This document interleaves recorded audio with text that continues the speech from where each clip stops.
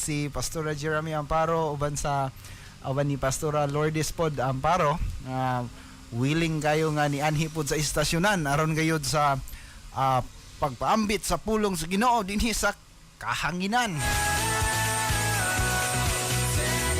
Og live na live pod nga uban ako karon si Pastora Jeremy na din hiron sa atong studio. So Pastora, mayong gabi na ba kay ganahang i-greet? Good evening sa tanan. Akong i-greet atong mga listeners nga nagpalanog sa atong programa nining takna sa kagabihon. Advance Valentine's Day sa tanang mga listeners. Okay, Hearts Day na dayugma no sa mga wapay Valentino matud pa nila or Valentina i-firing squad ra ba kuno. Allah, tao ay ang atua nga kada adlaw kinahanglan dili lang kay February 14 lang nga mubati ta gugma kun dili kada adlaw gyud ta mubati gugma.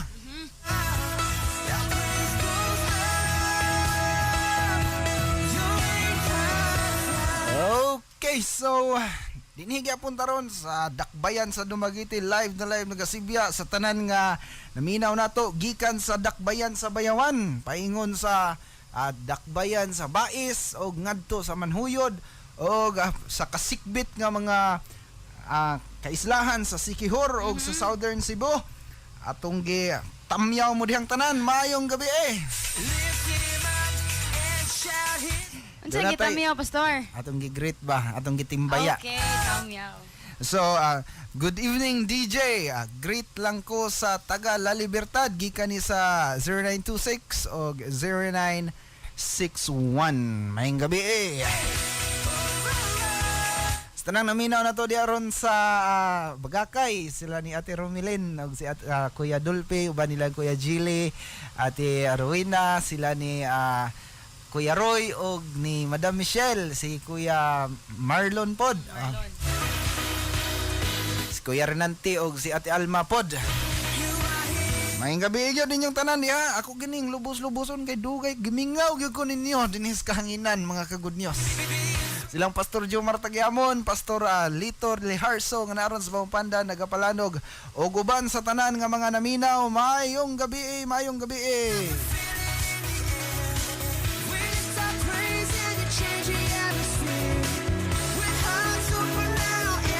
Dako kaya kong kalipay kay itong niaging simana dito ko sa isla sa Palawan unya sa siyudad sa Puerto Princesa. Nya ni atong the other week pa gyud dito ko sa Cagayan de Oro nya nindot kayo ang ato ang mga seminar nga giuluhan nato og Glorious Sons of God, a seminar nga ato pod nga gitabangan nga mahitabo didto. So doon tay laing text din hining evening pastor mo greet lang ko sa mga Silvano family din Gutib family din wanted kog textmate. Hala boy, mauni akong number. Dili lang sa nato ihatag kay maminaw sa ta sa pulong sa Ginoo ning kagabion mga kagunyos. Bitaw anyway, 0997 og ang katapusan 8171. Salamat kayo sa imuhang mensahe no.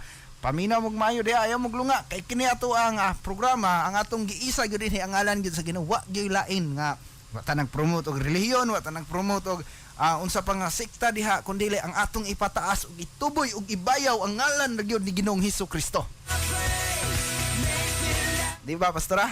Tinuod gyud na, Pastor, kay wala lagi tay laing ngalan nga atong iisa sa atong programa kundili ang ngalan lang yun ni Ginoong Hesus. Amen. Ano yan pa din Hi, maayong gabi greet ko sa akong mama Emeline og Papa Jesus ni Noel Pakunla, sa akong igsoon Geraldine nasa Hunob, mga taga Hunob mayong gabi ninyo diha. So di pa, hello po, good evening everybody. In you pastor, I will greet my friends in schoolmate Marie Cruz, Gerald, Shanley, Marvin, Danilin, Celine, and my sister Mia, my half brother Aljor, my mommy Carmen, my daddy Gustavo, my relatives in my cousins Sheila and my pamangkin. It's so very cute girl like me, haha, especially Pukay. Jeric Vargas, taga Tandayag, Amlan, I want a request song, ikaw ang sagot. Anyway, so salamat kayo sa inyong mga text message. Ayaw gyud mo og lunga. Paminaw lang yun mo kay dili yun ni matapos ang atong mga listeners baling daghana yun ining taknas kagabion. So maayong gabi padayon sa pagpaminaw. And shout his name over Okay, so atong basahon ang uban pa yung mga greetings sa katapusan nga bahin nining ato ang programa. Pero sa pagkakaron atong ipahiluna sa atong mga kasing-kasing. Pahiluna sa nato ang atong mga huna-huna. Kinahanglan nga maana kita sa usa ka dapit nga andam na ba kitang mudawat sa pulong sa Ginoo nga wag gyud lain kundi kini ra yung pulong sa Ginoo nga way makalabaw kinatas ang otoridad nga diin ang matag usa kanato pwede nga mo gamit ug mosunod niining pulong sa Ginoo sa samang paagi nga diin kung gigamit kini ni Ginoong Hesukristo batok sa iyang makaaway kaniadto pwede po nato ning gamiton sa atong kinabuhi karon og makaangkon usab kita sa kadaugan sama nga naangkon ni Kristo ang kadaugan.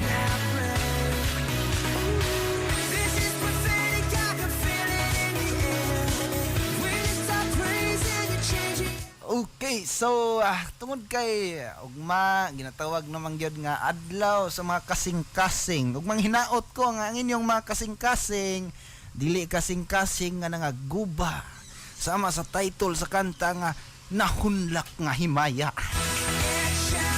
Hinaot ko nga ugmang adlaw ang inyong mga kasing-kasing busog. Inyong kasing-kasing dili broken out. I can feel the change as it breathes. Sakit kay ng buwak ang atong kasing-kasing, di ba, Pastora Jeremy? Sakit gagayo muragi sana nga sa kanta nga gibubuan kunog asido ang imong kasing-kasing. This is prophetic, I can Mitaw, kung kamo doon na may mga debate sa inyong kasing-kasing ron, dili lamang sa mga walay uyab, kundili apil sa tanan nga doon na siguro'y gihambin nga problema diha sa imong kasing-kasing na intak na sa kagabion. Siguro usa ka dako-dako gyud nga problema nga makaingon gyud ka nga daw gitamukan naman ko sa dag-um sa langit. Di ko na makita ang bidlisiw ni Haring Adlaw. Nahunlak na kining paglaom o wa nagyoy makita pang himaya. Nagpaminaw gyud ka sa insaktong istasyonan karon ka good news. Sakto gyud ni imong gipaminaw kay kining adlaw kining gabiuna imong madunggan ang usa ka pagdasig nga dili gikan sa among mga ngabil kun dili gikan straight gikan sa pulong sa Ginoo. Pastor Jeremy. Our praise goes Hallelujah. So di ko magdugay atong basahon kining usa ka passage dinhi sa kasulatan kay ni Google na taog 10 minutos ato lang introduction pa lamang pastora. Pero niining taknas kagabion atong basahon ang pulong sa Ginoo karon dinhi gikan kinutlo sa libro ni San Lucas kapitulo 15 sugod kita sa bersikulo 11. Og ningon din, then he said, a certain man had 2 sons, and the younger of them said to his father, Father, give me the portion of goods that falls to me. So he divided to them his livelihood. over. And that many days after, the younger son gathered all together, journeyed to a far country, and there wasted his possessions with prodigal living. Verse 14. But when he had spent all, there arose a severe famine in that land, and he began to be in want. 15. Then he went and joined himself to a citizen of that country, and he sent him into his field to feed swine. And he would gladly have filled his stomach with pods that the swine ate, and no one gave him anything. But when he came to himself, he said, How many of my father's hired servants have bread enough and to spare, and I perish with hunger? I will arise and go to my father, and will say to him, Father, I have sinned against heaven and before you. and I am no longer worthy to be called your son. Make me one of your hired servants.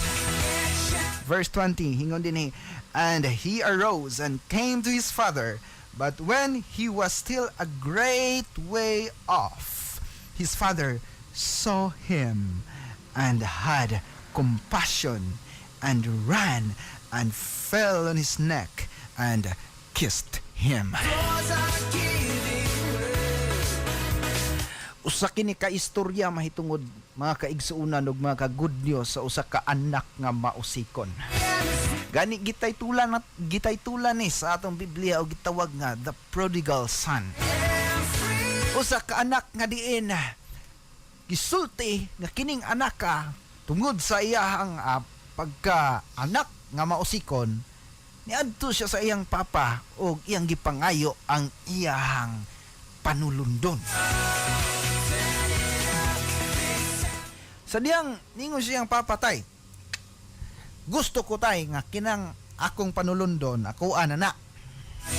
Bahina na ng panulundon kay gusto ko nga kanang imong panulundon ako nang maangkon. O kun naana na nako, ako ra ning i-paraphrase, kay kung naana na nako ang akong buhaton, kabalo nakatay. Di na ko gusto pa ni ining balaya mo puyo. Pirting puula din he. Naiimong mga sugo, nagpungasi. Mao nga, huna-huna sa bata, mas maayo pag mulakaw, mas may pag mulayas. Pero kung atong tanawon mga ka-good news, atong kuning pabugatan, no? Hingon din he nga, iyang gipangayo ang iyahang panulundon, or sa King James nga Bible, nagisgot nig mahitungod og inheritance. Now, sa legal nga balaod sa kalibutan, di ba? Normal gyud ning atong himuon nga kining kabilin, gitawagan ni siya kabilin or panulundon kay imo ning pagasundon gikan sa imong mga ginikanan. Di ba, pastora? Oh, tungod kay sa unsay naa nila imo nang masunod sa imuhang pagkinabuhi dinhi sa kalibutan. Sa dihang wala, sa dihang wala na sila. Sa diyang wala na sila. Butang talang namatay na ang ginikanan. So naigibilin nga panulundon, ay gibilin nga kabilin. Or itaryang yuta. Tulo ka iktaryang kalubihan. No, dunay 5 ka baka, karabaw nga di maihap. Napulo ka kanding. So mga panulundon apan siguro na bank account, no, dinagko nga mga kwarta, negosyo, unsa pa diha nga mga kabtangan ug patigayon nga pwedeng ikabilin sa mga ginikanan. Sa dihang wala na sila. Apan kining anak ka nangayo sa iyang panulundon, sa dihang buhi pa ang iyang tatay. Mura bang ningon siya nga, tay, habi nimo tay, ang akong gusto kana ra yung kwarta nimo. Kana bang imo ikabili namo ba? May pauntag namatay na ka kay maako na imong kwarta. So to pa ni pagka-istorya pa sa pagkawi batasan ba pud ning bataan niyo? Kisa may nagpadako ani. Sa manining liwat. Pero kung atong tan-awon bitaw, Pastor Jeremy, kini ba nga kahimtang ba? Kahimtang nga, unsa ka kasakit sa kasing-kasing, no? Ugma adlaw man kuno sa mga kasing-kasing matud pa ang mga puso. Ang tibuok kalibutan nagsilibrar man siguro ana majority nga ang mga kasing-kasing adlaw sa kasing-kasing. Pero kung atong tanawon, unsa ka naguba ang kasing-kasing niining amahana nga buhi pagani siya ang iyang anak ngayo na sa kabilin. Nak buhi pa yung taon ko nak. Uy ngano may taon kang ngayo hulat-hulata po nak ug mamatay na ko na unsa ba pug ka. Pero kining tan-awon to kining bataa ug tungod kay kining amahan mausa ka maayong amahan, ang gibuhat niya nga iya gyud pong gihatag, iyang gibahin tali sa duha kaniya ka anak ang iyang kabtangan. Ug unya iyang gihatag sa anak niya ang iyang bahin. Og pagkadawat na sa mong anak sa iyang bahin ang iyang gihimo ni adto siya sa layong dapit og iyang gigasto ang tanan niyang kwarta matud pa sa Bibliang Bisaya sa tanang klase sa kahilayan. Liman ka? Hisgot na ganit ang kahilayan siguro ato mga listeners dili ganahan kayo sana ana pod nangigo na pod pero kini bang nagpasabot yun nga kining pulong sa Ginoo palangga gyud ta kay bisag unsa o natuglik kay maigo man gyud ta ani bitang mga sundalo pastora kun atong isgutan kining mga sundalo unya og di ni sila hingigo og sa ato pa diri nga pagka word kining butalo Talo. or kining Bala. di ba kaigo ba no nya inigpusil sa kontra di kaigo aperting kalasag bala di ba nya ganahan ka og di maigo now kita na may kanta nga ginakanta na to sa simbahan nga ginatawag og mga sundalo kita ni Kristo siya ang atong pangulo di ba naman na so mga sundalo magkata ni Kristo pero ang atong dala dili armalite muni ang atong dala pulong sa Ginoo muni armas na to no muni armas na to kining sundalo ta ni Kristo ang atong armas pulong sa Ginoo we have the sword of the spirit na nato ang espada no the sword of the spirit na atay armas pero ang nakanindot aning atong armas kay kunang armas sa mga sundalo inig kaigo ang maigo mamatay kining ato ang armas nga maong pulong sa Ginoo kung maigo ta ani unya magpaigo ta magpausob ta nining armasa di ta mamatay kundi mabuhi ta hangtod sa kahangturan.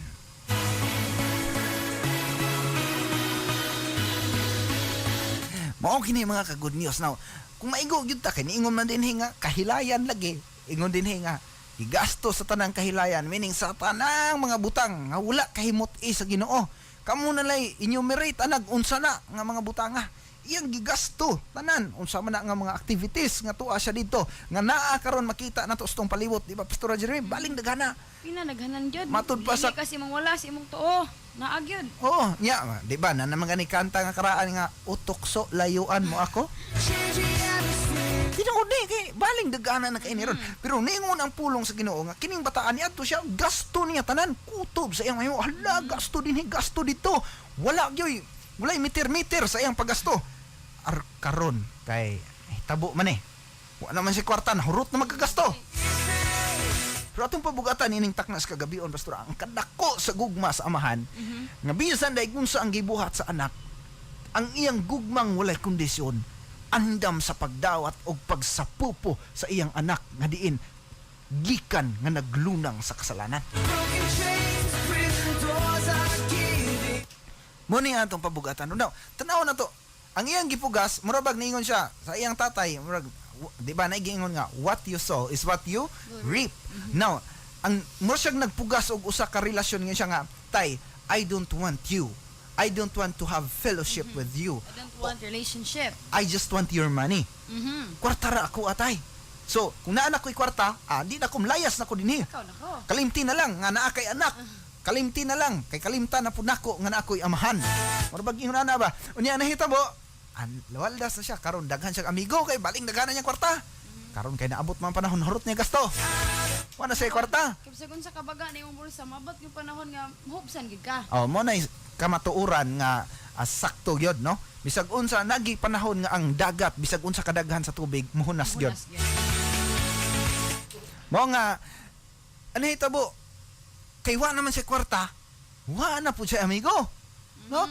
Wala naman si kwarta. Saan naman ni? Wa na may kwarta. Pagkapaita na kayo, wa naman gyud kwarta. Ang nahitabo, ang iya pong amigo naghinay-hinay pog kahunas. Ang kaniadto baling daghana pwede siyang mutawag o reports ta, tagay to reports. Ay mga bato-bato di reports. Karon wa na gyud, wa na. Ingon na lang siya nga sige mangita na tag ning trabaho ani.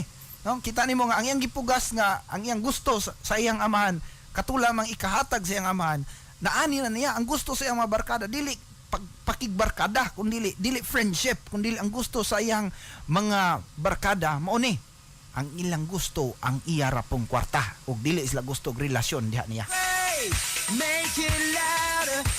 Agoy kay mao naman lagi to nga hinani na wa na may masudlang trabaho wa namang gyud ang nahitabo hala baboy na lang gi-option ani laog na lang tag baboy ya ang Hudiyo di mo kaog baboy ya ikaw Hudiyo ka o nya upakaon kag baboy kay gahisgot man ni Hudiyo man so nagyud ka sa pinakamaot na gyud nga trabaho nga pwede nimong sudlan Ubos. pinakaubos unya na siya dito ug samtang mato dinhi sa bersikulo 17 ingon ang pulong sa Ginoo dinhi sa English, but when he came to himself, he said, how many of my father's hired servants have bread enough and to spare, and I perish with hunger. Sa pila ba sa ako sa mga sinuhulan ni tatay, mga sulugon nga daghan kayo pagkaon naghinubra na pagani masalin apan ako ni adinhi karon nagkamatay sa kagutom. Nakarealize din siya, nakaamgo siya, pero ang iyang pagkaamgo dili ang pagkaamgo nga gihigugma siya sa iyang amahan. Nakaamgo siya, nakahinumdum siya sa iyang balay, dili tungod sa gugma sa amahan apan tungod kay gigutom na siya. Ug di ba daghan man kayo sa ato ang mga tao karon nga naa nagpuyo aning ibabaw sa naong sayuta nga kita makaamgo lamang nga naaday tay kadangpan, naaday tay amahan nga tuwa sa langit sa diha nga naa natas kalisdanan. Pasalamat ta kay nga atong amahan sa langit, hilabihan ka mahigugmaon nga amahan, Pastor Jeremy. Doors are giving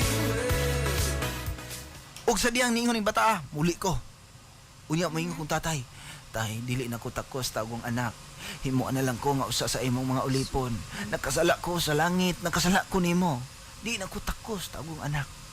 Unya iyan gibalay-balay siguro hinay-hinay siya tikang pauli sila.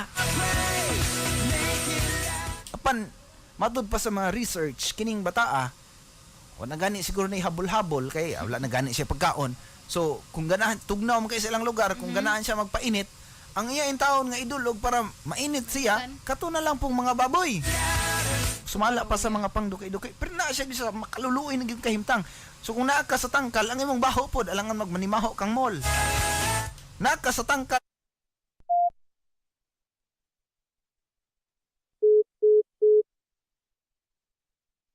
kadako ang gugma sa man, tuwa pa siya sa layo apan niingon ang pulong sa Ginoo.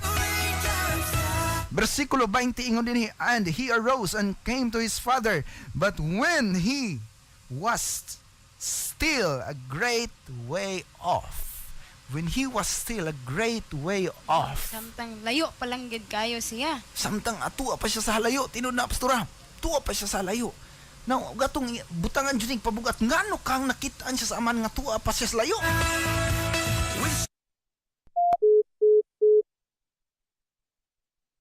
Anak, wa na gani, kahinumdom niya kani atong daghan pa siya kwarta. Tingali kada adlaw sa matag adlaw nga mulabay ang amahan, mutanaw siguro sa bintana, unya inigtanaw niya sa bintana, adunay longing sa iyang kasing-kasing, adunay pangandoy, naghinam-hinam siya nga unta usanin ning mga adlaw, inigabli nako ning bintana og inigtan-aw nako niya ng dalan, makita nako ang kong anak nga mopauli na og finally ginahinay og abli sa amahan ang mga bintana og pagtan-aw niya, adunay usa ka tawo nga siguro nagdungo-dungo, hinay kaag nilakwan, murag napildi og pila ka milyon, ug unya pagtan-aw niya mura man gyud pamayhon sa akong anak. Ug unya niingon siya, anak baka anak ni? Pagtan-aw niya, anak man gyud niya. Para praise ra nato pastora, para mahimong buhi ang maong istorya.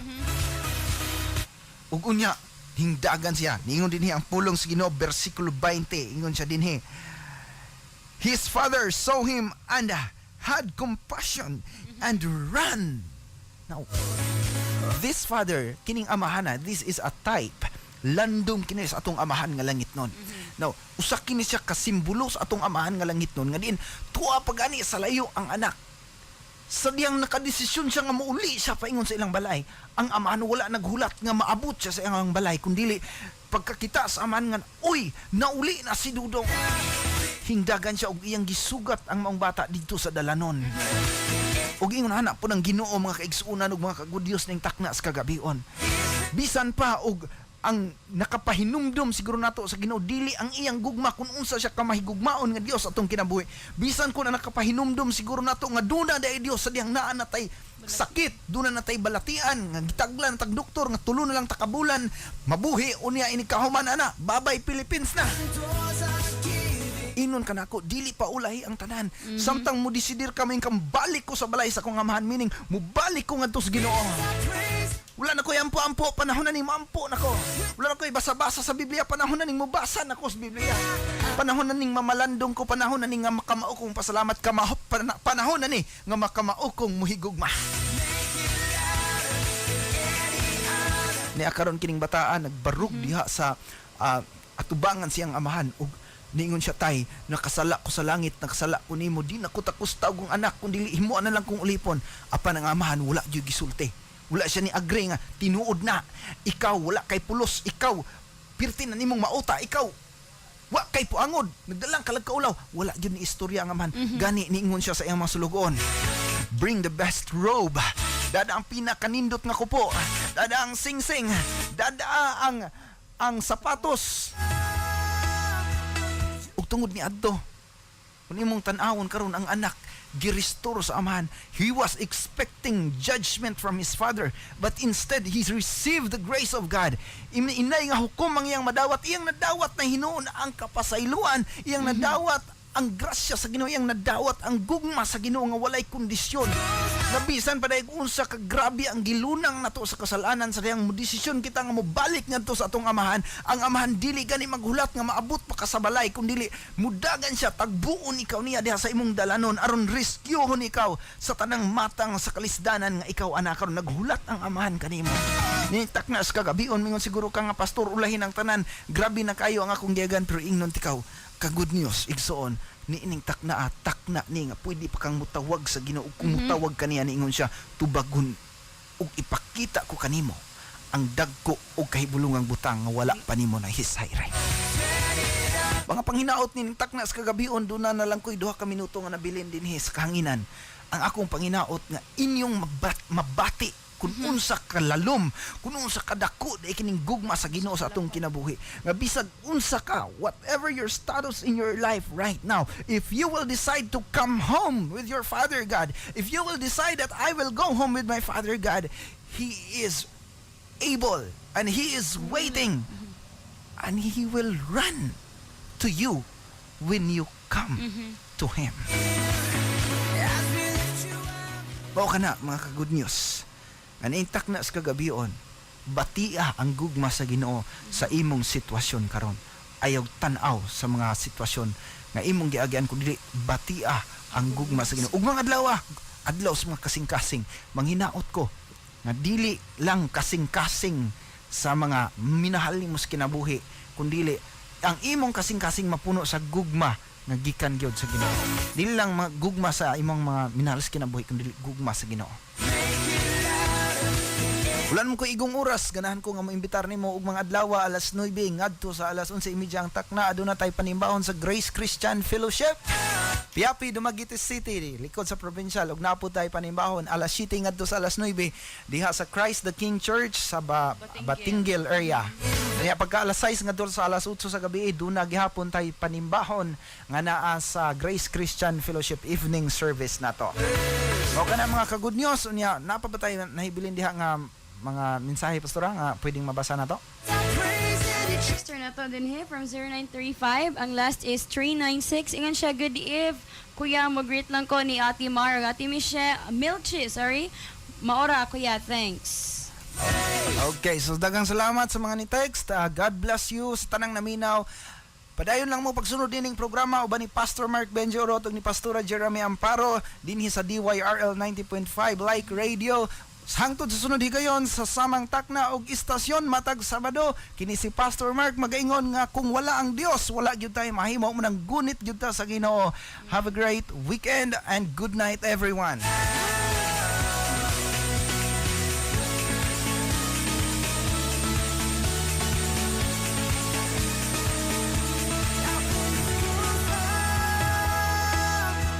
You ain't got a fly. I pray